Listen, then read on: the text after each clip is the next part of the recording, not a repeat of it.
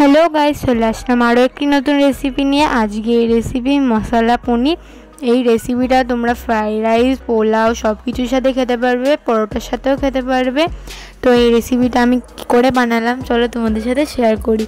এর জন্য প্রথমে আমি নিয়েছি 300 গ্রাম পনির। এই পনিরগুলোকে আমি পিস পিস করে কেটে নেব। নিয়ে এই কোনার পাশে একটা প্রেস দেবো, এই পাশে একটা এইভাবে কোনাকুনি করে কেটে নিব। একদম এরম করে কেটেছি, তোমরা চাইলে অন্য কোনো শেপও দিতে পারবে, চৌকোও দিতে পারবে, কোনো প্রবলেম নেই। তারপরে আমি এইগুলোকে একটা জায়গায় রেখে দিলাম। তারপরে একটা পেস্ট করে নেব। 50 গ্রাম পোস্ত আর দিয়ে দিলাম কটা পনিরের কিউব আর কয়েকটা কাজু নিয়ে ভালো করে এটাকে আমি একটা পেস্ট করে নিলাম। তারপরে এই পনিরে আমি দিয়ে দিলাম নুন, কাশ্মীরি রেড চিলি পাউডার আর একটু হলুদ দিয়ে ভালো করে পনিরের সাথে মাখিয়ে নিলাম।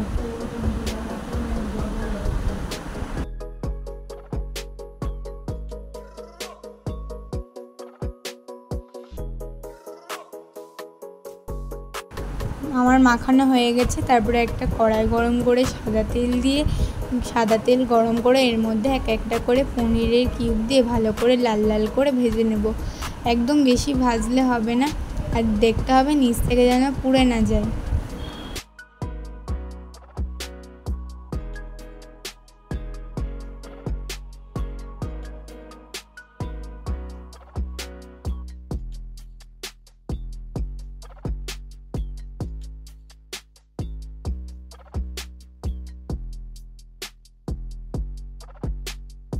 আমার ভাজা হয়ে গেছে। এবার এইগুলোকে আমি তুলে নেব একটা পাত্রে।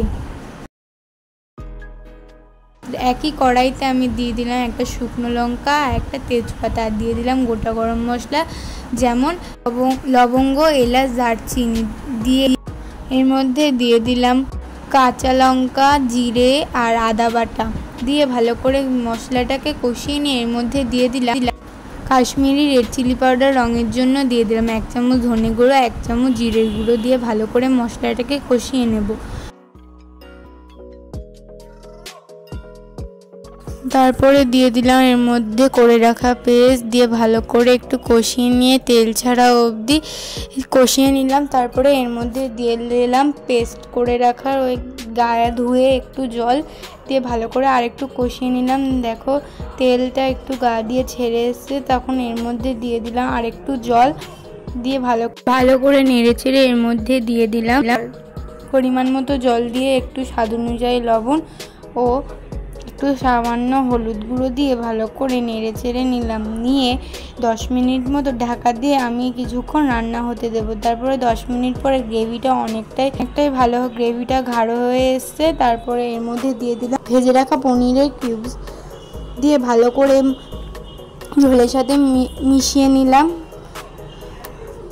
এর মধ্যে দিয়ে দিলাম স্বাদ অনুযায়ী চিনি আর দিয়ে দিলাম করে রাখা গরম মশলা দিয়ে ভালো করে নাড়াচাড়া দিয়ে রেডি হয়ে গেল মশলা পনির। তোমাদের এই রেসিপিটা কেমন লাগলো অবশ্যই কমেন্ট করে জানাবে। ভালো লাগলে লাইক শেয়ার করার অনুরোধ রইল। আজ এই পর্যন্ত, আবারও হাজির হব অন্য কোনো রেসিপির সাথে। ফেসবুক থেকে দেখলে পেজটি ফলো করার অনুরোধ রইল, আর ইউটিউব থেকে দেখলে চ্যানেলটি সাবস্ক্রাইব করার অনুরোধ রইল। টাটা।